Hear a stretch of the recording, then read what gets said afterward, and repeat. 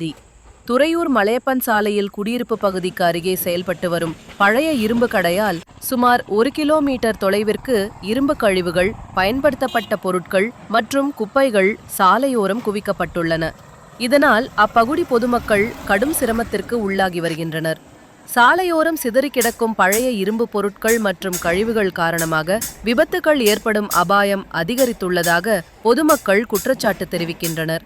குறிப்பாக இருசக்கர வாகன ஓட்டிகள் மற்றும் பள்ளி மாணவர்கள் கடும் ஆபத்தில் பயணிக்க வேண்டிய நிலை ஏற்பட்டுள்ளதாக கூறப்படுகிறது.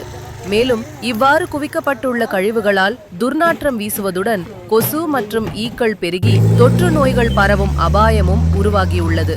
இது அப்பகுதி மக்களின் உடல் நலத்திற்கு பெரும் அச்சுறுத்தலாக உள்ளது.